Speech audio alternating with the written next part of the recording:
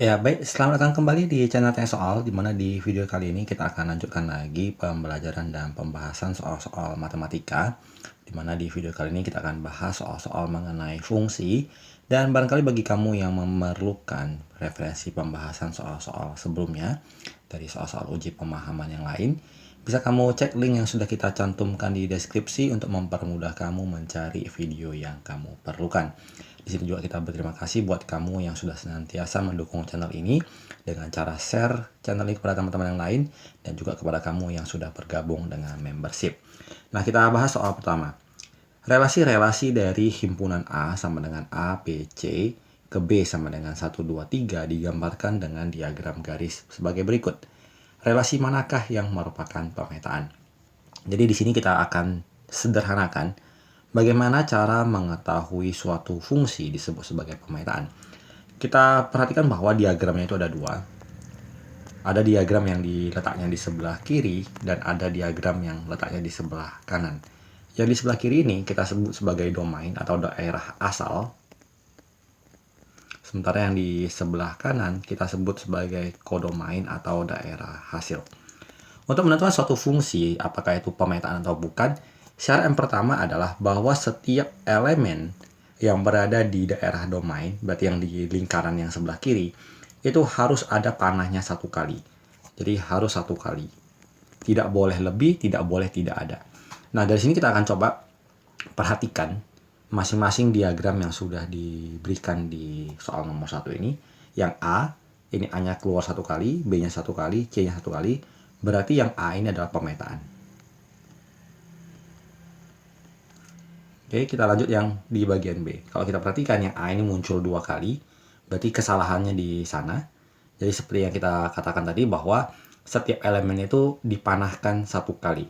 Kita tidak mementingkan yang di daerah hasil. Jadi kalau yang tiga ini tidak dipanahkan tidak masalah.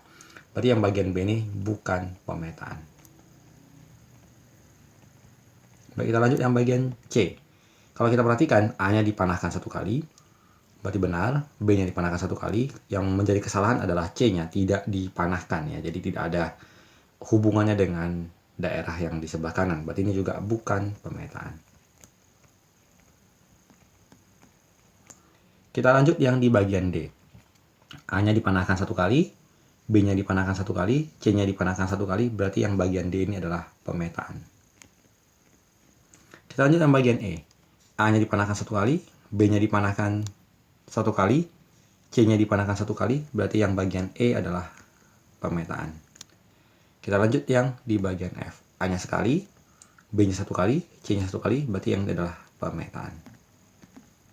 Jadi kita ulangi bahwa untuk menentukan pemetaan atau tidak, kita fokuskan ke yang sebelah kiri, domain atau asalnya, harus dipanahkan tepat satu kali. Oke, setelah ini kita lanjut ke pembahasan soal selanjutnya.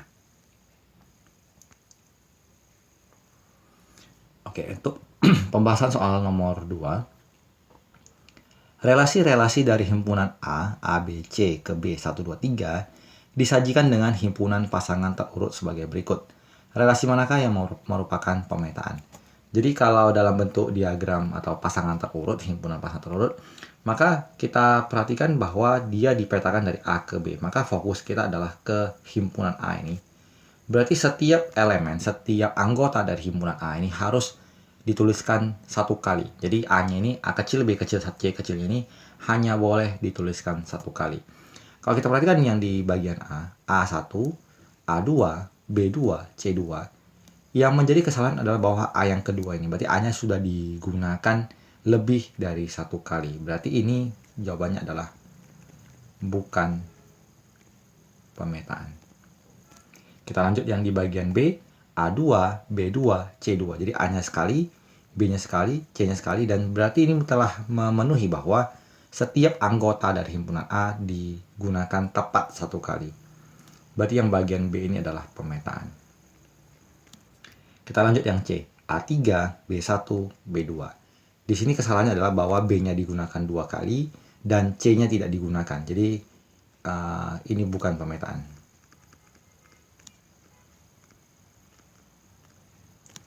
Yang bagian D, A,1, C,3, A-nya sekali, C-nya sekali. Yang menjadi permasalahan adalah bahwa B-nya tidak dipetakan kemanapun. Jadi ini juga bukan pemetaan. Berarti hal yang sama dengan bagian C tadi adalah bahwa C-nya tidak dipetakan. Jadi kita sudah belajar bagaimana cara untuk menentukan suatu fungsi atau suatu relasi itu adalah pemetaan ataupun bukan. Kita lanjut ke soal nomor 3. Suatu fungsi T memetakan setiap bilangan asli kepada sisanya apabila bilangan itu dibagi dengan 3. Yang A tentukan T1, T3, T13, dan T79. Yang pertama adalah untuk T1, berarti itu kalau dibagi 3, maka hasilnya sama dengan 0 dan menyisakan angkanya adalah 1.